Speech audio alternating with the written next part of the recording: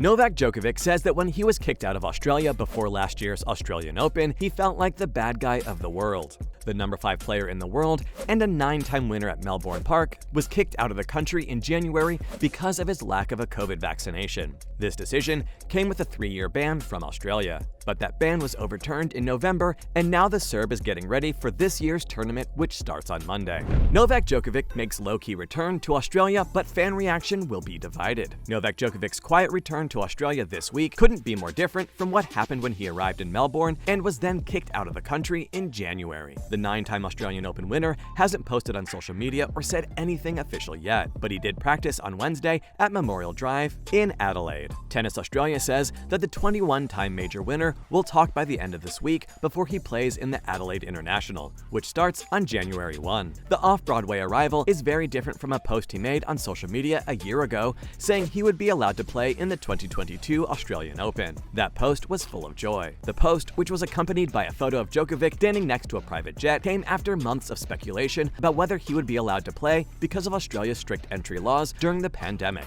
It famously backfired on the King of Melbourne Park because the world's best player at the time refused to get vaccinated against COVID-19. This happened at a time when politics were very tense. The extraordinary events that happened over the next 10 days are the most well-known part of a long and interesting career. Djokovic was held in an immigration hotel while protests went on in the city streets. He was then let out for a midnight training session at Melbourne Park while he waited for a federal court hearing. At the end of the hearing, the Australian government's decision to cancel his visa because of his stance on vaccinations was upheld on public health grounds. On the day before the Australian Open, the defending champion was deported and given a 3-year ban on visas. This happened because there were questions about his honesty and where he would be able to play next. The 35-year-old still can't play in the US because he hasn't been vaccinated, but a change in the Australian government, which looked into his case and lifted the ban on his visa in November, and a loosening of entry laws made it possible for him to come back with little fuss. The debates about strict quarantine rules are no longer hot, but it will be interesting to see how tennis fans treat Djokovic when he takes the court this Australian summer. As is the case on the stadium courts around the globe, the world number 5 has received a mixed reception in Australia during his remarkable reign on the nation's hard courts. People really admire what he did on the court, which was a lot. Djokovic has won his last 29 matches in Australia, which includes 3 major titles and an ATP Cup for Serbia. In January, history will be made again when Djokovic tries to win his 10th Australian Open title. If he wins, he'll tie Rafael Nadal with 22 major titles. Pat Cash, who was born and raised in Melbourne and won Wimbledon in 1987, said that the right work-hander in Australia was absolutely phenomenal. Cash told The Guardian, "I don't know if it's because he's always fresh or even he could point out why, but he has played the best tennis I've ever seen at Melbourne Park." If you think about the things a tennis fan must see in their lifetime, Rafa playing on Philippe Chatrier is one, Roger Federer playing on center court at Wimbledon is another, and Novak playing at his best at Melbourne Park is right up there, because he plays tennis there that is just so good. But the debacle of 2022 and his criticism of quarantine measures a year earlier, which he did on behalf of his peers as president of the Professional Tennis Players Association, were not well received by a large portion of the Australian public. In 2021, he joined the public debate from a luxury hotel in Adelaide where he could practice and train. This was at a time when Australians stuck abroad still couldn't get back home. If that proved a double fault from a public relations perspective, the immigration saga was akin to a default. When the federal court heard his case in January, a major newspaper poll found that more than 70% of people wanted Djokovic to be sent home. It was a strange thing. This summer, Djokovic might win every match he plays on the court, but that won't fix his reputation in the eyes of at least some Australians. At least, though, he has the support of administrators and his peers. Nadal won the famous Australian Open tournament when Djokovic wasn't there. He now thinks that Djokovic's presence is good for tennis. Novak is here, that's good for tennis, and probably good for the fans too. Let's see, no? It's a win to have the best players on the court, he said. Craig Tilley, the head of Tennis Australia, was criticized a lot for his part in the farce in January. He hopes that the legend will be treated with respect. "I have a lot of faith in the people of Australia," Tilley said. "The people who watch sports, especially tennis, are very well educated." Despite everything, Djokovic and Kyrgios headline Australian Open's new sideshow. Melbourne Park is calling you. You are wanted at the Australian Open, but there's a price to pay. Craig Tilley is a master promoter who is already very busy as the chief executive of Tennis Australia, and the director of the Australian Open. He is on the go. Since it moved from Kooyong to the edge of the city in 1988, the Australian Open has been on the cutting edge of new ideas. This week, they are trying something new again. For the first time, TA is charging fans to watch qualifying as part of what it calls a 3-week extravaganza of tennis and entertainment. The fact that qualifying is held the week before a Grand Slam is nothing new, but Tilly has been selling the campaign with more force than Rafael Nadal does with his forehand topspin. The plan is to make it a 3-week extravaganza, Tilly said. During this week, we did have events, but they were pretty random. Now we're starting to put it all together. We are planning for the future and making this event last longer. It's the best time of the year in Australia, and this is just the first year of their plan to grow. The cost of running 2 Australian Opens during the pandemic hurt TA's finances a lot. Their cash reserves ran out, and they had to get an $80 million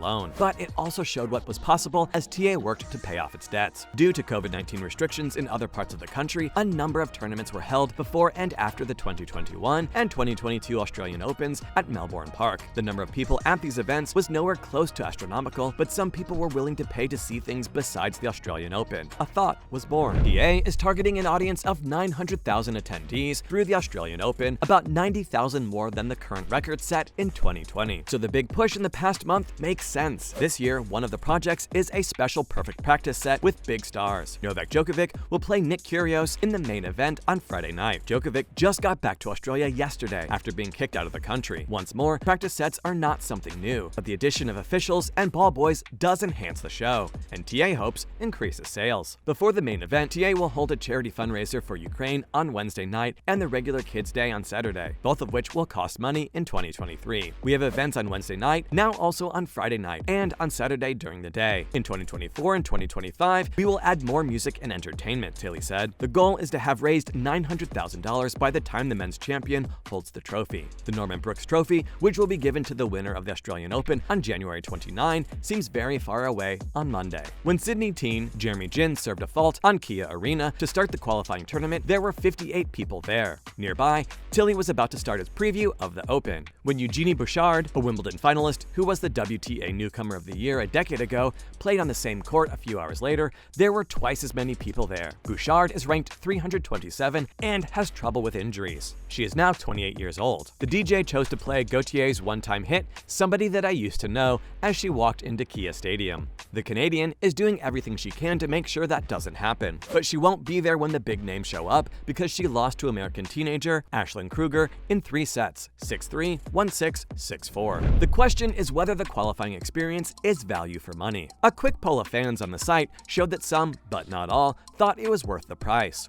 Andrew Lim, who was born in Melbourne but now lives in Westchester, New York, with his family, said that the site of the Australian Open tournament was absolutely phenomenal. But he was one of the people who didn't know there was a fee to get in. Do you know when they began to charge for the qualifiers? That's not a good reason. I mean, it's free to try out for the US Open. That's the only thing I don't like about it, he said. I think the first few days of your event should be free if you want to get people there. This is how you introduce people to tennis. But Estonian Jüri Roots, who played well as a teenager, loved the experience. Of course it's worth $10.